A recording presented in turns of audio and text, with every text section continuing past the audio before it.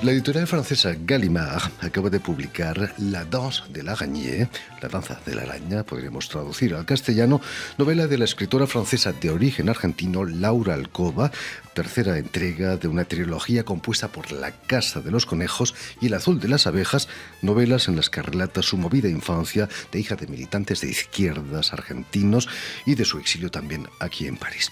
Y precisamente para hablarnos de este su nuevo libro y de su trayectoria en el terreno de las letras francesas, Laura Alcoba ha sido tan amable de venir a nuestros estudios. Buenas tardes, Laura. Y tú de invitarme. No, es un placer, tenía que hacerlo. Permíteme, Laura, que explique que ya tu nacimiento en 1968, dicen, fue prácticamente en la clandestinidad, ¿no?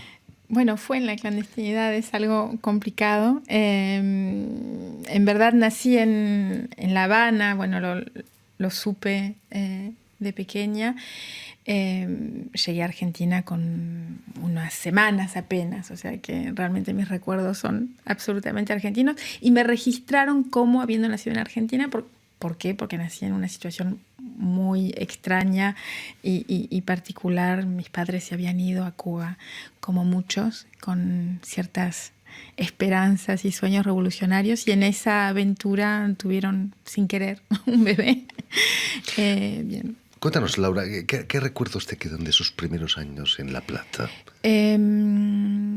Recuerdos fuertes, duros, muchos. Digamos que todo eso lo traté de formularlo y de condensarlo en mi primer libro. Un libro corto que publiqué en el 2007 aquí en francés, Manège, que se tradujo como La casa de los conejos.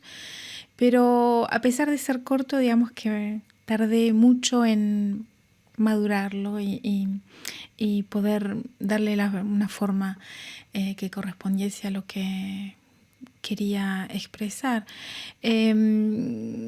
Son recuerdos de secretos, de miedos, de clandestinidad. De hecho, viví varios meses, pero unos meses que para mí fueron muy importantes y que me marcaron mucho, en una casa que, bueno, da su título a la traducción española en castellano de Manège, La casa de los conejos, en que había una imprenta clandestina. Y yo estaba ahí, una niña, no, por supuesto, una militante, sino la hija de una militante que vivía en esa casa escondida, junto con una pareja, Diana Teruggi y Daniel Mariani, quienes nos habían recibido y al mismo tiempo escondían a mi madre y al mismo tiempo escondían esa imprenta clandestina. Bueno, son recuerdos muy particulares, una vivencia muy particular, de la que quería hablar, al mismo tiempo dándole una forma novelística. Para mí era importante, ¿no? Tal vez para desprenderme de todo aquello, también para entregarlo, de cierto modo, al lector. Y es, digamos, esencialmente lo que hace, digamos, el cuerpo de mi primera novela. Imagino que hubo momentos muy difíciles, pero quizás esa actividad clandestina no te daba el literario rango de heroína, por ejemplo. ¿Te sentías especial de alguna manera?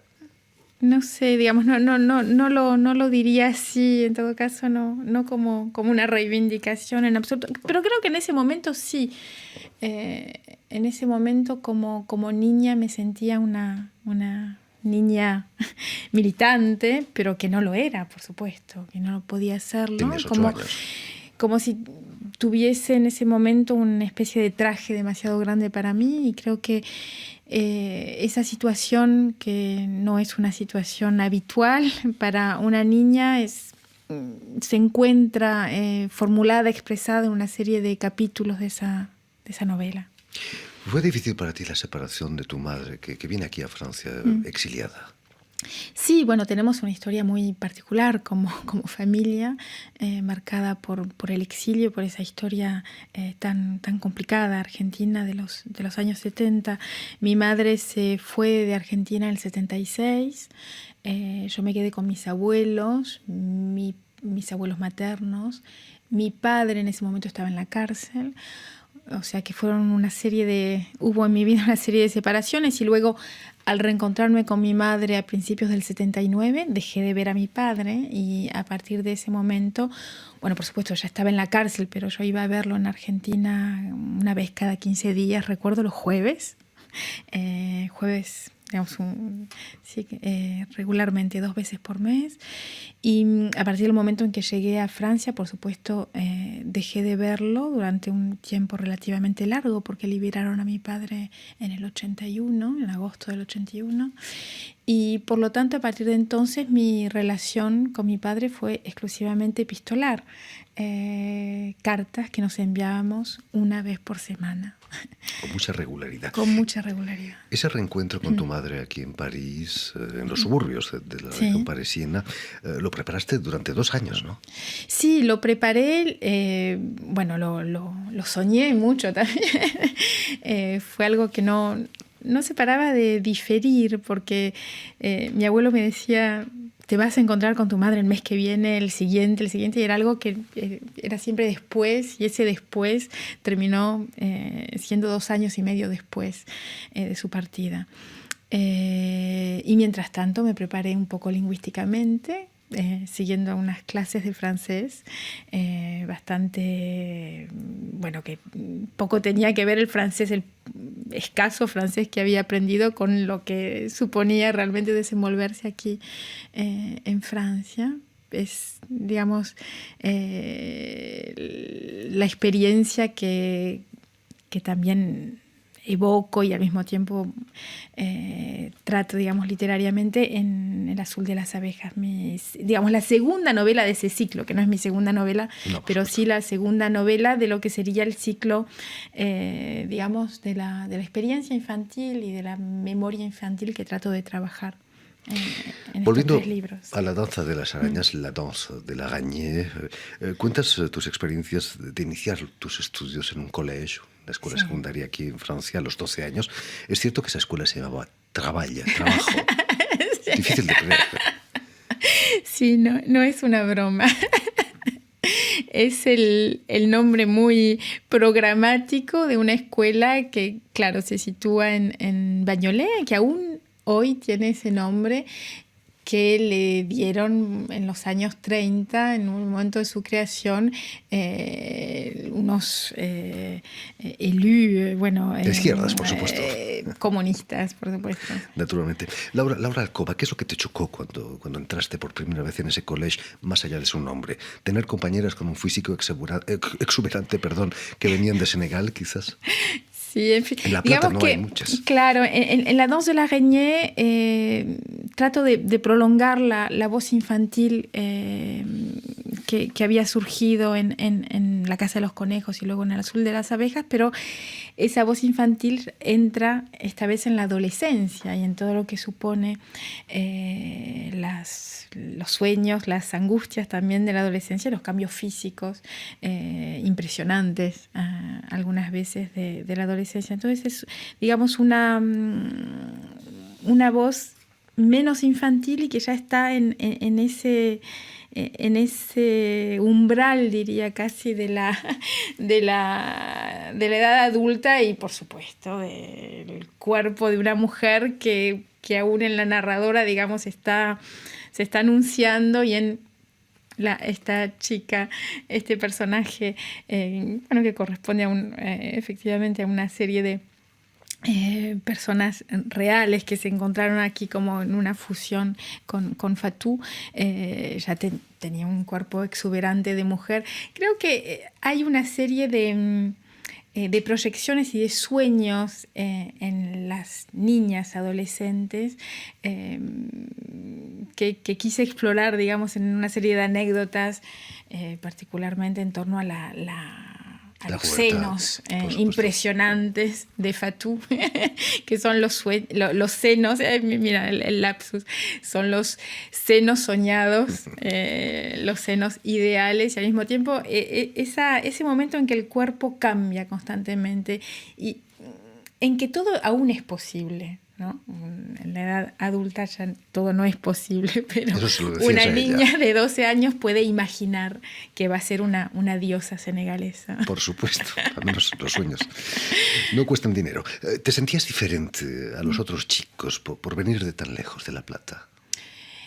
Diferente, bueno, por supuesto en una situación particular. Bueno, aquí dices, te sentías, es verdad, bueno, por supuesto la narradora de la danse de la araña, de la danza de la araña, bueno, tiene mucho de mí, ¿no? Pero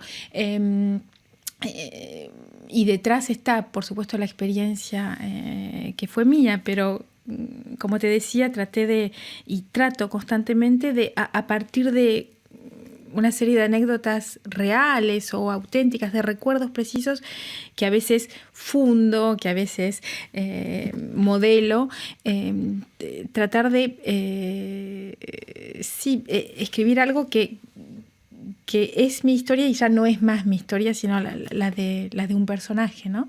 Pero diferente, sí, me sentí diferente en una situación particular, en una situación de diferentes ausencias. Y creo que eso es algo que traté de evocar tanto en El azul de las abejas como en esta nueva novela, La danza de la araña, como a veces en torno a una ausencia se puede construir mucho, ¿no? La transmisión de una enseñanza. Lo puedo decir, mi padre también fue mi padre a distancia, y digamos que es algo que ya estaba presente en El azul de las abejas. Hay una forma de educación a distancia. Era, por supuesto, una situación muy particular, y al mismo tiempo que tenía, digamos, en el centro de esa situación hay una forma de dolor, de gran dolor, y al mismo tiempo una gran riqueza. Y creo que eso es algo que también está presente en la danza de la araña. Quizás una relación más intensa que con muchos padres presentes. En todo caso, intensa, sí. No sé si más intensa, pero intensa, diferente, pero sumamente literaria también, porque, digamos, la manera que tuvo mi padre de ser mi padre en ese momento fue serlo dentro de la literatura, ¿no? Por medio de lecturas que teníamos en común, y que continúa esta vida, digamos, por escrito, que ya estaba presente en El azul de las abejas, en La danza de la araña, pero con un cambio fundamental al final. No voy a revelarlo todo, pero... Precisamente entre las anécdotas que cuentas de esos años, la que da nombre a tu libro es la de un amigo de tu padre que tenía como mascota una tarántula o una migala enorme. Una araña pollito, como se dice en Argentina. Con mucho pelo, por supuesto. Sí. Y te dieron unas ganas locas de tener una. ¿Acabaste teniéndola? No. Me imaginaba. No, la araña y esa danza de la araña que da el título al libro es una araña imaginaria, una araña que la narradora no para de soñar y de desear. Y en realidad, ¿por qué danza? Porque, digamos, la anécdota de la que arranca el libro es la evocación que efectivamente mi padre hizo en una de sus cartas de una araña mascota, peluda, como decías, una araña pollito que se encontraba en una jaula, pero que tenía una relación tan intensa con la persona, con su propietario, que cada vez que sabía que él volvía a su casa, empezaba a bailar y a saltar dentro de la jaula porque sabía que le iban a abrir la puerta de la jaula, que iba a poder salir. Maravillosa metáfora también. Claro, es un anuncio, digamos. La danza de la araña, de cierto modo, concluye este ciclo con la evocación de la liberación de mi padre. O sea, es como un cuento dentro del libro en que el animal vive de manera reducida en su jaula lo que va a vivir el padre de la narradora, y de hecho lo que vivió mi padre, la liberación. Tu libro En tu libro encontramos todas esas anécdotas que contábamos de una chica adolescente de 12 años, pero también nos hablas de experiencias terribles. Por ejemplo, Amelia, la amiga de Amalia, Amalia, sí. perdón, cuenta una experiencia horrible de un ataque del ejército a un piso. Sí, hay cuentos, digamos que en La danza de la araña hay una serie de cuentos dentro de la novela, cuentos que en esa ciudad, Bagnolet, de las afueras de París, venían de Argentina y que eran como evocación de todo lo que se había vivido antes o de todo lo que aún se estaba viviendo en Argentina. Y efectivamente hay un cuento dentro de La danza de la araña, de una muerte trágica Terrible. Evocada por Amalia y digamos que es como la fusión de una serie de historias y de recuerdos que está ahí, digamos, para evocar a la vez el pasado y algo que aún se estaba viviendo en Argentina en ese momento. Lo literario del asunto es que Amalia cuenta muy a menudo la misma historia y que tú dices, no, tu personaje dice que te encanta volver a oír con pequeños detalles que cambian la misma historia. Esa es la literatura, reescuchar, releer las mismas historias siempre. Sí, nunca se releen del mismo modo. Creo que, en todo caso, para mí la definición de un buen libro, si sé decir este libro me interesa y este libro es bueno, es porque sé que voy a poder releerlo y rescatar o quedarme con algo diferente cada vez, en cada relectura. Laura Alcoba, si escribes en francés y Gallimard te publica en su prestigiosa serie blanca dedicada a las letras francesas, tus novelas ya han sido traducidas en varios idiomas, al catalán, por cierto, al castellano, naturalmente. ¿Y cómo han acogido en Argentina tus novelas? Bien, con mucha generosidad y de manera frecuente recibo de Argentina mensajes, mails hoy esencialmente, de lectores muy jóvenes a veces, sobre todo de La Casa de los Conejos, también del Azul de las Abejas, y es algo muy emocionante para mí.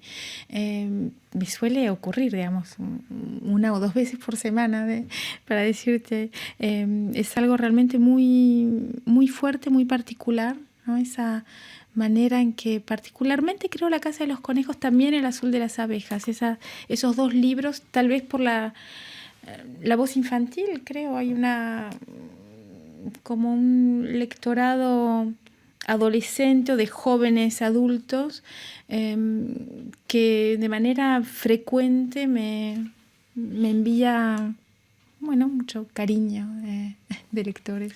Te consideran ya una escritora argentina, por supuesto. Bueno, de cierto modo, y al mismo tiempo yo sé perfectamente que escribo en francés, eso lo tengo claro, que sin el francés probablemente no hubiese escrito todo esto. Que el francés me ayudó mucho para tomar cierta distancia, tal vez, con una serie de emociones, de historias que estaban vinculadas para mí con esencialmente al silencio, al miedo de hablar, creo. Y para mí la lengua francesa es esencial en mi trabajo y sé que le debo mucho. En fin, pues ya lo saben, La danse des araignées, La danza de la araña, novela de Laura Alcoba, ha sido publicada aquí en Francia, en Gallimard.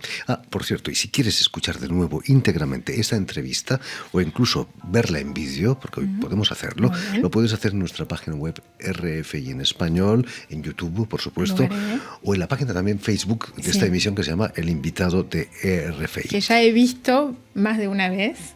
Por ahí corren esas emisiones. Y sobre todo, permíteme también dar las gracias a Elena Abril, quien ha estado detrás de los cristales, al tanto de que todo funciona así bien en el nivel sonoro y visual de esta emisión. Gracias de nuevo, Laura, y mucho éxito con tu novela. Muchas gracias.